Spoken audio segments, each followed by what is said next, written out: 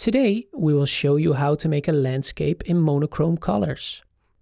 The word monochrome is derived from the ancient Greek monochromos, which literally means having one color.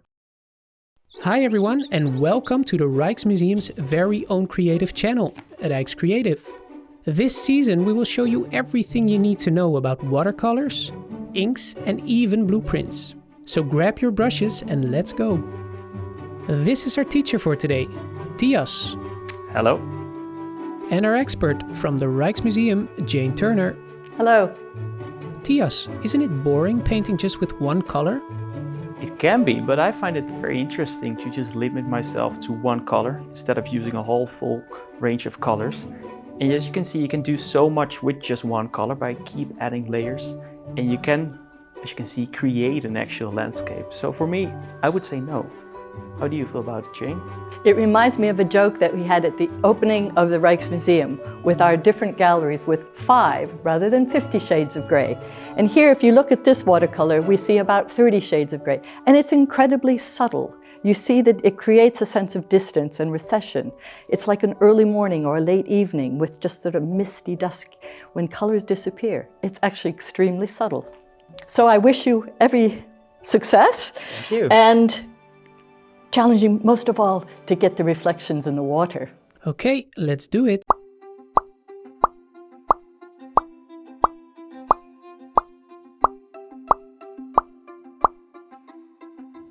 Okay, let's start.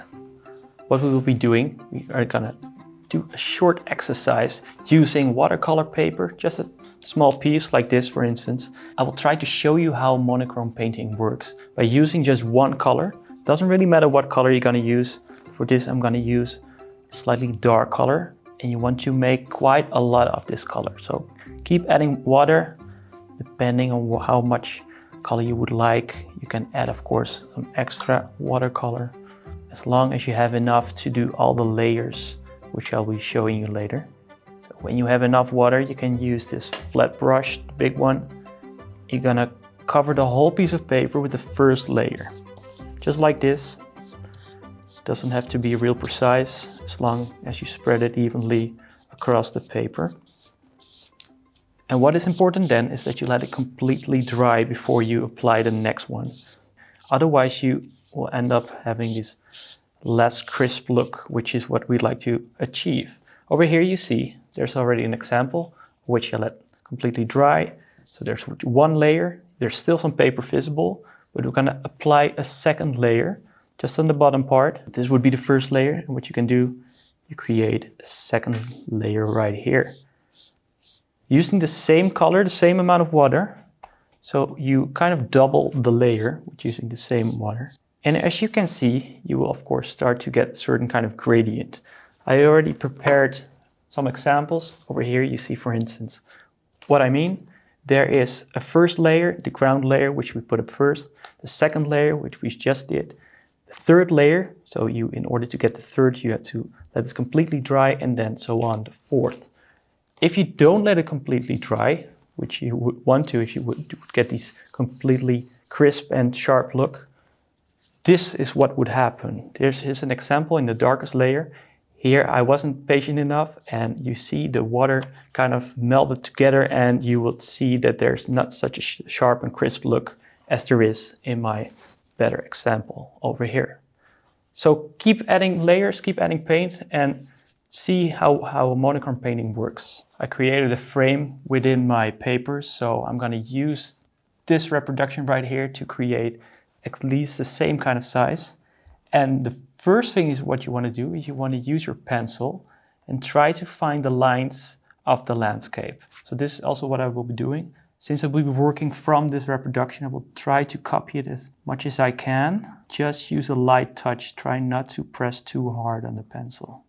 So just follow the lines. And like I said, don't press too hard because we're gonna erase those lines as much as we can when we're gonna apply the paint.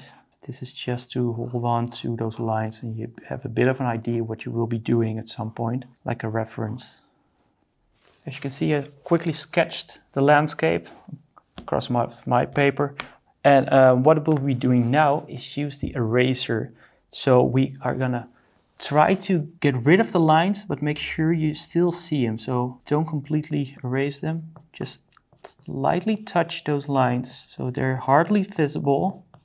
You won't see them as much in the actual painting. Still make sure you see them just enough so you have a bit of an idea where those lines are. Do this for all the lines, except of course the outline. So when this is done, this is what you should have. First layer with only some pencil lines, hardly visible. And we're gonna now make our paint, at least make our watercolor, the color which we will be using. Since we're gonna use only one color, make sure you make lots and lots of this color. So you don't have to remake it when you're already working within the same painting. So I'm gonna make one color and lots of it. I'm gonna choose quite a dark color.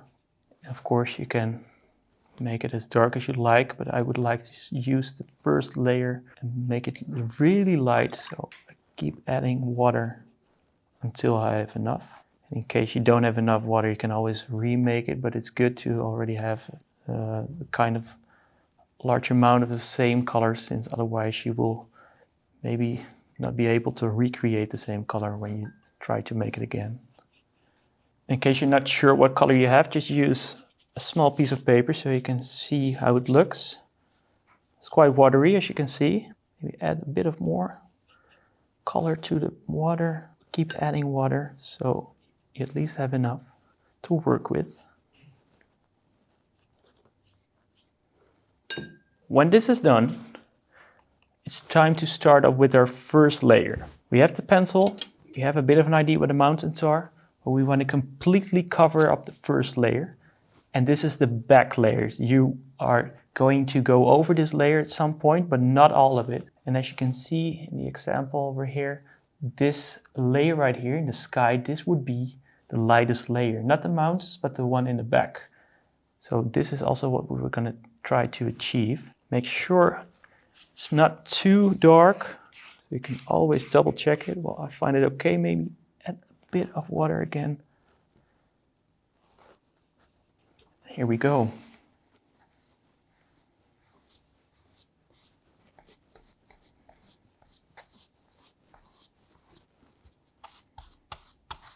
Make sure you spread it evenly around, so no dark parts.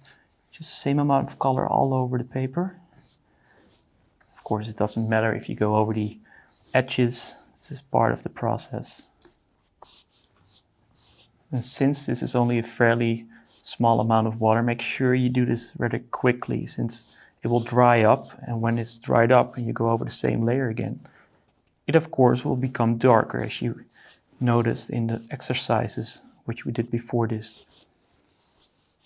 So there you have it, our first layer. Now that we have the first layer, we let it completely dry. I'm gonna focus on the layers which are most distant, because this is what we would like to achieve, that we have a distant look, even though this is a flat thing. So when you look at the mountains, you see they are only a small amount of color. So I'm going to start with those mountains in the far distance.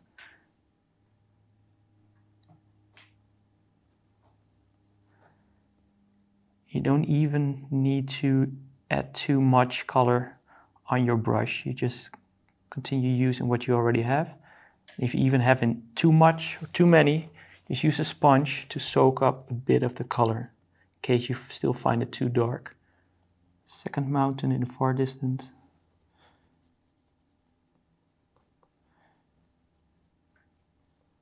Just follow those lines, those pencil lines which you put on there when we started it.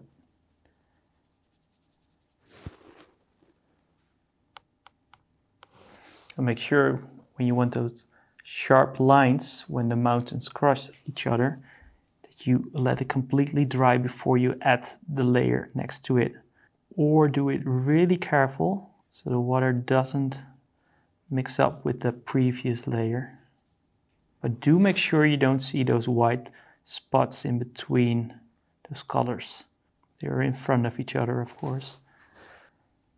And now here's the fun thing. We're gonna keep adding layers on top of the mountains, because those darker ones, of course, it's not as if they used more paint, they used more layers.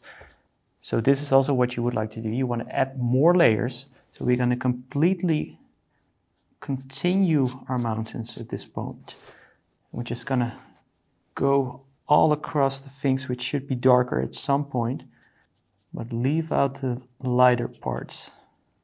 So the mountains in the far distance, they already have one layer, but the ones up front can still use the same layer. So the same amount of paint, the same color.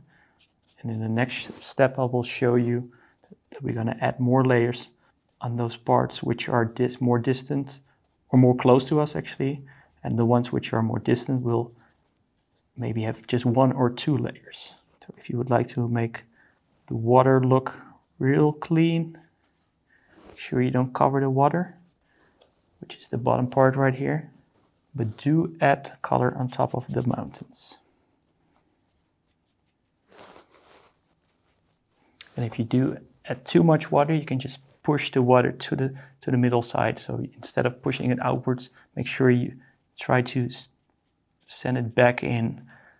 So at least the lines, the pencil lines, would not be too watery or too dark. So there you have it. This would be what I would see as our second layer. All the mountains are covered, the ones in the distance and the ones which are more close to us, which we're gonna keep adding layers so they will become more darker. Since I'm working from this reproduction, I'm looking very closely to see what parts are darker, what parts are lighter. I currently have 2 layers, the one in the back, the first layer on the mountains, and I would like to really capture that third layer and to see where it's positioned. So I'm gonna start with this mountain right here. I'm gonna add layers, a second layer starting from that mountain and then continue downwards, which is of course closer to us. And again over here you can just follow the lines which you already marked with the pencil. And you instantly notice it will become darker, not because you add more paint or you actually add more paint, but you don't add indigo in the color you just created. So by adding the same amount of water, same amount of paint, you add an extra layer, and that layer makes it seem as if it becomes darker. This mountain right here could be a third layer as well. This is a great example to show you how this works. Now you can create the illusion of depth with only applying extra layers instead of making an extra color or making the color darker. Again, make sure you let this completely dry, otherwise the water will mix. You will not have this sharp look, which I'm looking for.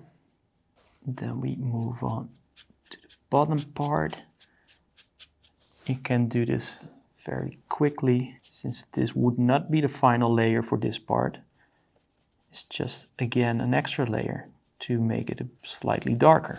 You may have noticed I've never added any color in the paint I created when we started up with the first layer. I'm still using the same amount of water. In case you run out, just recreate it. Try to make the same watery color. So that should be about it. There you have it. Third layer. It keeps on getting darker at this point, so it's kind of clear already what's happening. 3 layers already on top of my paper. I'm currently going to add the 4th layer, which means the ones in the distance will still be the 2nd layer. The ones right here will have the 3rd layer, and the darkest ones will be not the final layer, but at least be darker, so they really stand out from the others, meaning they will be much closer to us. And this is when you really start to feel that sense of depth. And as you may notice, I will always look at my example so I know which one should be darker, what parts can have some more paint on top of it. And in the example right here, you notice that even within the mountains, there are some slight changes of color. So there's plenty of shades of the same color within the mountain. And since I've just ran out of my color, I'm just gonna recreate some new color. Of course, try to make it look like what I've just created. So don't add too much paint, but keep adding water. Depending on the quality of paint you're using, you can only use a small amount. And if you're not sure about your color, just use an example paper and see how it looks. Well, I'm happy with this, so I'm gonna use this to continue the fourth layer.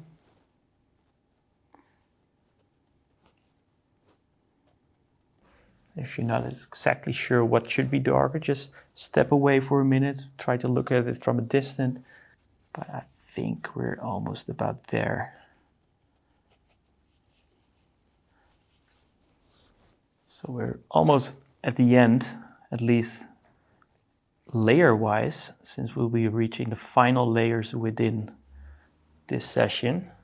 And of course, at some point you're gonna do the finishing touch. I will be looking for the darkest parts right now. So I'm gonna use the same trick, just apply some water across the things I feel it should be darker, which means that some parts of the paper actually have way more color and way more water on top of them than others. But if you do use quality paper, that should not be so much of a problem. The most important step is just to let every layer completely dry before you continue the next one, which is exactly what I did.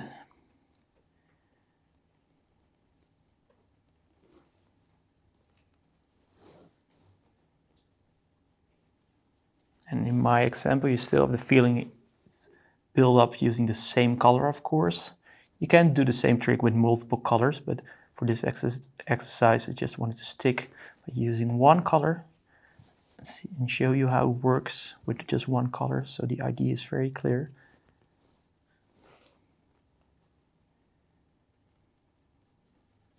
As you notice, I paint rather loosely. I'm still looking, but it's my own interpretation, so it doesn't have to be an exact copy.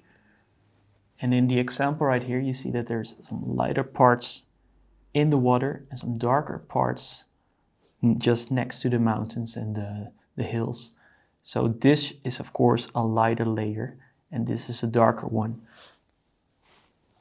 There is already something on the water, but I'm just gonna add a real light color to lightly give the idea that there's some sort of shadow across the water, or at least reflection from the parts which I leave open. What might be a good trick is to use a fairly dry brush, at least, or maybe even a different one, which I have right here, to extend those parts which you already have.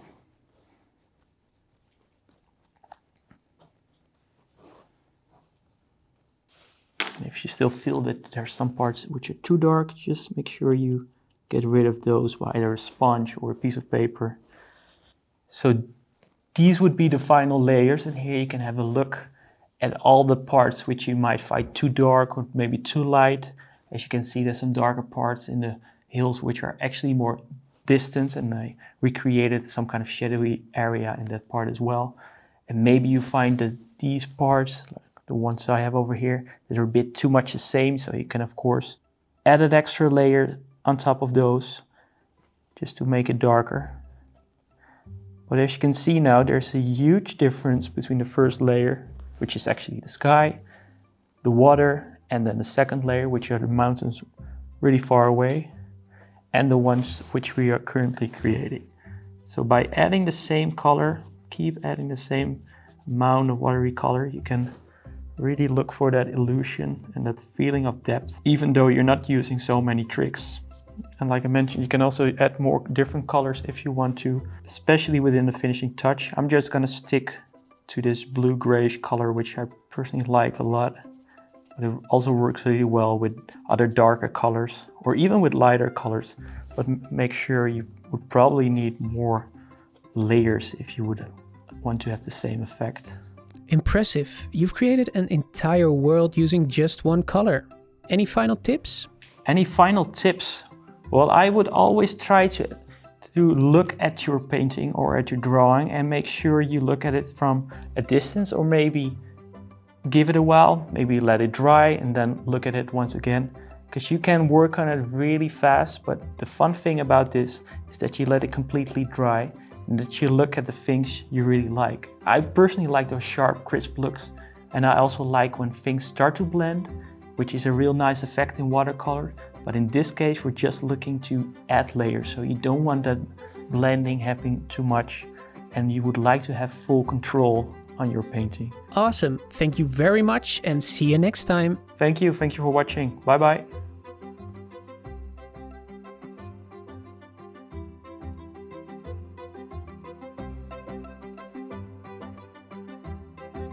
Hi guys! Want to learn more about how a famous movie director uses monochrome colors in his films? Check out this episode from our other channel, Rijkstube.